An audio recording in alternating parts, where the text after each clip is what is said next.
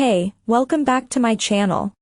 In this video, I'm gonna talk about top 5.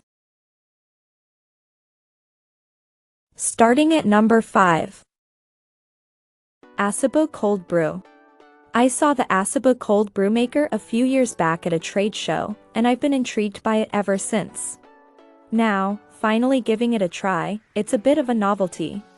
But its insulated container can even be used for other beverages than just coffee or tea. The Asabu had a bit of a unique brewing process, simply because it instructed pouring coffee and water a third at a time, watering the grounds in a circular motion. Essentially, you fill the micro mesh filter with 20 to 30 grams of coffee, then pour a cup of water in a circular pattern, repeating both steps a total of 3 times. Then, it sits out at room temperature for the standard 12 to 24 hours. From there, refrigerate or add some ice cubes. Yes, the insulated travel carafe is perfect for a cold brew on the go, but for brewing purposes, you'll want to leave it in one place, upright, as in not in your bag. It's made of sturdy materials, a Triton brewing carafe, and a stainless steel holder. But I found that the push button was not leak-proof. It didn't create a mess, but not something I'd trust not on a steady surface. Luckily, when you want to take your insulated carafe with you, there is an airtight lid that screws on.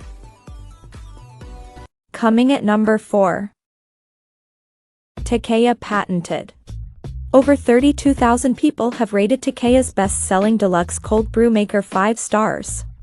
So it definitely deserves a closer look.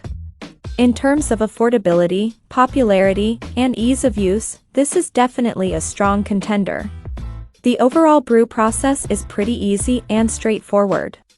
I did have to pull out a measuring spoon to gauge the amount of coffee I needed, as well as a separate water pitcher since there were no measuring marks on the jar, except the note to pour water until it's a ½ inch from the top. As I like my coffee strong, the amount of coffee I poured felt less like a concentrate and more like using a 3-to-1 ratio of coffee to water. Basically, I could drink this one straight without much assistance. When I brew it again, I will definitely try a longer time. This was actually the only brewer I tried that used a mesh filter. But it produced good coffee, and it's an affordable option.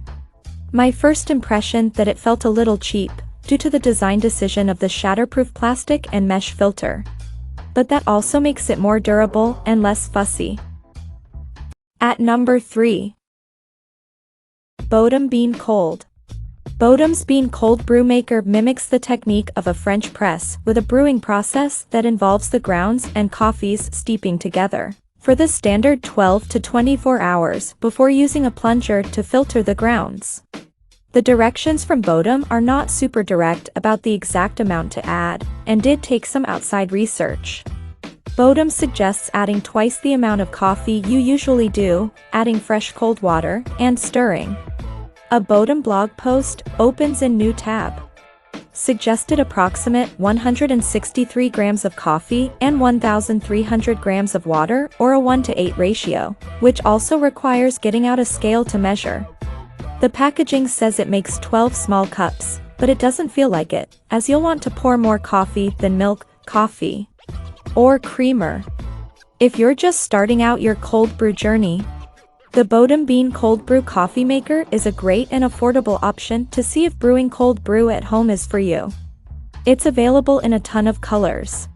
But the major trade-off is that its design just isn't as sleek as some of the others on our list, and it's a little bulky. Number 2 of my list. KitchenAid KCM 4212SX. If you want to get fancy or love being able to pour yourself a cup straight from the fridge, you'll really love KitchenAid's cold brew coffee maker. It sits compactly on your fridge shelf, with an easy pour dispenser. Another relatively simple process. You fill to the fill line, or 9 ounces. Once it's done, you'll just lift the brew basket with the interior handle out of the basket, and you'll be left with approximately 28 ounces of cold brew, or 14 2-ounces. Coffee concentrate servings. Mix 1 part coffee with 2 parts milk or water. The large metal brew basket holds a lot of coffee. However, a fair amount of coffee is absorbed into the coffee grounds, leaving the final vessel half full after pulling out the brew basket. The resulting coffee concentrate has a powerful kick, and while I tried to keep my pours mostly to 2 ounces, I'm undecided if it left me enough with 14 servings. Of course, if you want even more coffee, an XL 38-ounce option is available too. And number 1. Ovalware Cold Brew. While it has a suggested coffee amount of 85 grams, it didn't require precise measuring, which was helpful for those without any measuring equipment. More or less it's filled it up 5/6 of the filter with coarse ground coffee and then pour water over the grounds, filling it to the measuring line on the size. While it's brewing, it's recommended to give it a stir every few hours. Once you're ready to drink, you'll pull out the metal filter. The directions were direct and easy to follow, with fun illustrations. 2. The coffee itself was really smooth.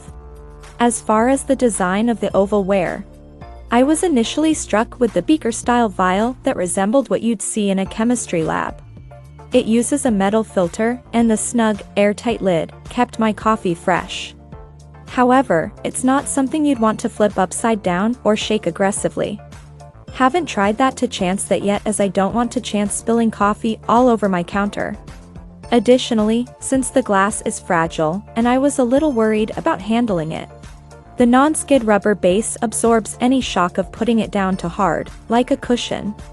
Overall, excellent value for the money, great design, and a delicious coffee. Check out this video description for latest price and more informations. Thank you for watching this video. Please subscribe and stay tuned.